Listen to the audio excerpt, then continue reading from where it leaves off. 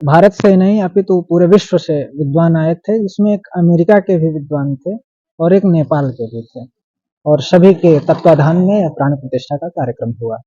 यह राम मंदिर में प्राण प्रतिष्ठा कराने वाले संत कबीर नगर जिले के नाथनगर ब्लॉक के बरौली के एक पंडित जी रहे, जिनका नाम सुमित्रानंदन चतुर्वेदी जी है। आइए इनसे बातचीत करते हैं कि किस तरह से इन्होंने राम मंदिर की प्राण प्रतिष्ठा कराई और राम मंदिर में कुल कितने पंडित लगाए गए थे प्राण प्रतिष्ठा के लिए। नमस्कार।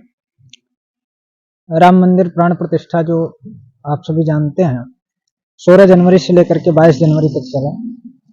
इस प्राण प्रतिष्ठा के कार्यक्रम में 121 पंडितों को, आचार्यों को बुलाया गया था, जिसमें भारत विश्व से विद्वान आए थे, जिसमें एक अमेरिका के भी विद्वान थे और एक नेपाल के भी थे, और सभी के तत्वाधान में प्राण प्रतिष्ठा का कार्यक्रम हुआ। 16 तारीख से प्राण प्रतिष्ठा प्रारंभ होती है, तो कितने दिनों आपको कितने घंटे पूजा पाठ करना पड़ता था?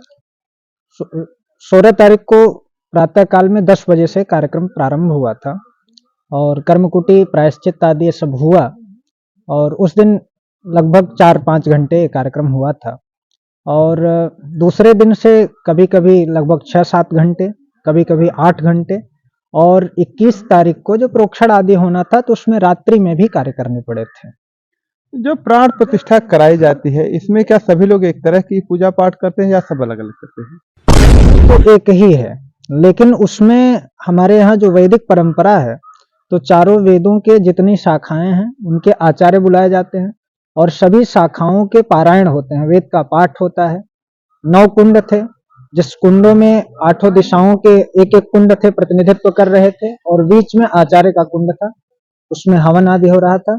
और प्रतिष्ठा की विधि जो होती है प्रायः सभी की एक ही है, वैदिक प्रक्रिया जो है सभी की एक ही। तो लास्ट दिन जो था, जैसे 16 तारीख से शुभारंभ हुआ, फिर 22 तारीख को अंतिम प्राण प्रतिष्ठा का अंतिम वो था, तो वो कब प्रारंभ हुआ और कितने बजे खत्म हुआ?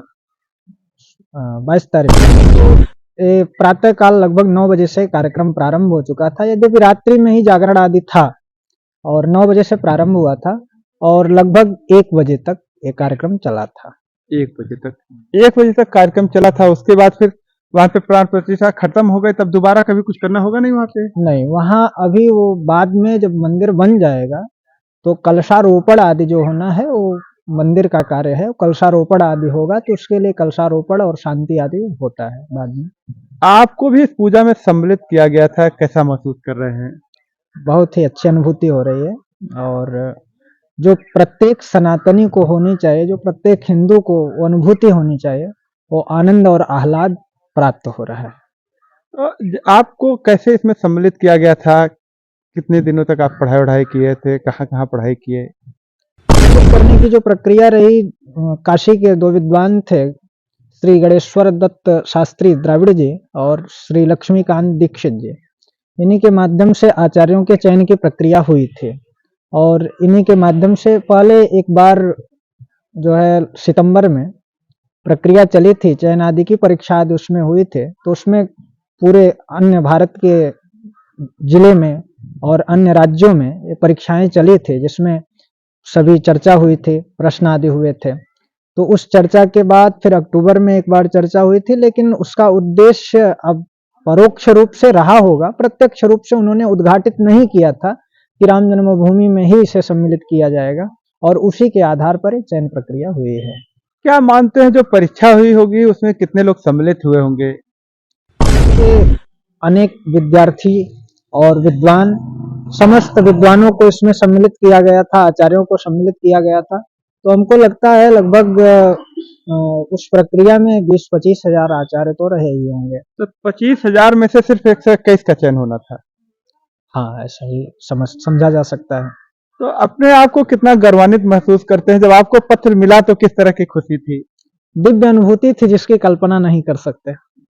कभी सोचे थे कि आप भगवान राम की प्राण प्रतिष्ठा में सम्मिलित हो पाएंगे? नहीं, ऐसा तो नहीं सोचे थे, पहले से ऐसी सूचना भी नहीं थी, लेकिन जब पत्र प्राप्त हुआ तभी हमें पता चला, और फिर दूरभाष से भी संपर्क के द्वारा हमें पता चला। तो तो जब आप लोग वहां पे गए तो क्या आप लोग की भी चेकिंग की गई थी? नहीं, हम लोगों का पहले से ही आधार वगैरह जो है दिया गया था, आधार, बैंक पासबुक आदि ये सब पहले से लिंक हो चुका था, पास बन चुके थे। तो यहाँ से आधार आदि मिलाने के बाद उसमें एक क्यूआर कोड आदि था, तो उसका जो है स्कैन आदि हुआ था, उसके बाद कुछ सुरक्षा की दृष्टि से क्या आप लोग की कोई चेकिंग की गई थी?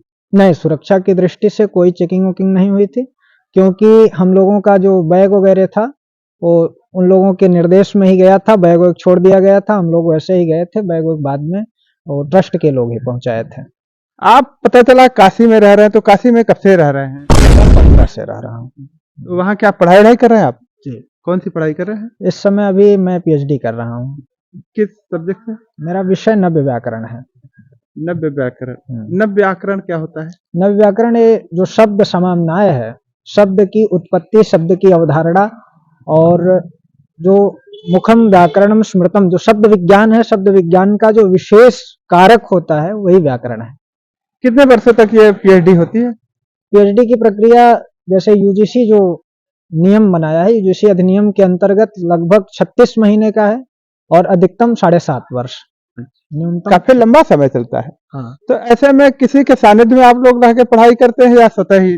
नहीं, उसमें निर्देशक मिलते हैं और निर्देशक के निर्देशन में ही शोध कार्य होते हैं। निर्देशक के निर्देशन में। तो क्या वहाँ पे भी पढ़ाई होती है या कुछ ट्रेनिंग करके भी बताया जाता है? नहीं, पहले 6 महीने की शोध प्रविधि की कक्षाएं होती हैं, उसमें कंप्यूटर स्केलिंग, कंप्यूटर विज्ञान और शोध प्रविधि, शोध कैसे किया जाए, तो इन सब चीज़ों पर कक्षाएं चलती हैं, उसको पढ़ाया जाता है। बाद में विविध क्षेत्रों में जो विषय चयन हो जाता है, तो विषय चयन होने के बाद विविध क्षेत्रों में जाकर के आप लाइब्रेरियों में जाइए, पढ़िए और उसके बाद संदर्भ ग्रंथ सूची तैयार करिए, नोट तैयार करिए और उसके आधार पर किसी ग्रंथ को अधिकार में लेकर के उसी ग्रंथ पर आप टिप्पणी और उस ग्रंथ पे व्याख्या आदि करेंगे। फिर आपका निर्देशक उसे चेक करेगा, निर्देशक जहाँ अशुद्धियां रहेंगी उसे बताएंगे, आप शुद्ध करेंगे, पुनः आप शोध करेंगे, इस प्रकार से प्रक्रिया। अच्छा, प्रैक्टिकली तौर पे क्या उसमें भी ये हवन कुंड आदि का कहीं प्रावधान रहता है, मतलब प्रैक्टिकली तौर पे जैसे हवन? हाँ, जो वैदिक विज्ञान आदि से करते हैं अवश्य रहता है।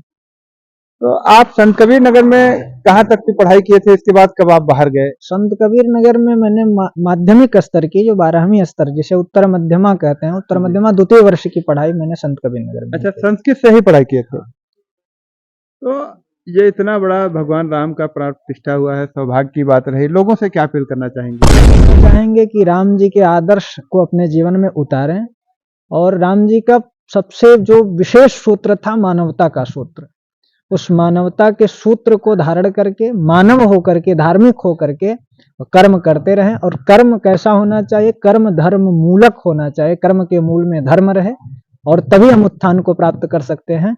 यही हम प्रत्येक व्यक्ति से अपील करना चाहेंगे कि आप धर्म मूलक कर्म को करते हुए अपने आदर्श को प्राप्त करें।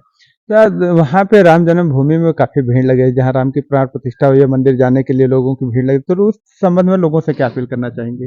लोगों से अपील यही करेंगे कि धैर्यता धारण करने की आवश्यकता है, क्योंकि दशकम धर्म लक्षणम, तो उसमें सबसे पहले धैर्य ही कहा कि धैर्य धर्म का लक्षण है और हम वहां धार्मिक होकर के जा रहे हैं, तो धैर्यता धारण करके क्रमबद्ध तरीके से ही जाएं, अवसर सभी को मिलेगा। अब तो रामलला स्थापित हो चुके हैं, अब ऐसा नहीं है कि हमें ढूंढना है भगवान को, भगवान वहां स्थापित हैं और आप धैर्यता पूर्वक जाएं, धैर्य का परिचय देते हुए जाएं और निरंतर क्रमबद्ध तरीके से दर्शन आदि करें। आज नहीं कल जाए, कोई दिक्कत नहीं है। बहुत बहुत धन्यवाद आपको। अभी आपने देखा कि सुमित्रानंदन जी किस तरह से अपनी बात रखे हैं। सुमित्रानंद चतुर्वेदी जी, इन्होंने अपनी बात रखी और बताया कि वहां पे धैर्य पूर्वक आप लोग जाइए और बारी बारी से ही अपने पहुंच करके वहां दर्शन आदि करिए। तो जिस तरह से इन्होंने व्याख्या किया है, निश्चित ही संत कबीर नगर जिले के लिए सौभाग्य की बात रही कि संत कबीर नगर जिले का एक युवक भी भगवान राम की प्राण प्रतिष्ठा में शामिल होता है। हमारे साथ आप बने रहिए और वीडियो पे कमेंट करके अपनी राय जरूर दें। फिर मिलते हैं आपसे अगली खबर पर, तब तक के लिए नमस्कार।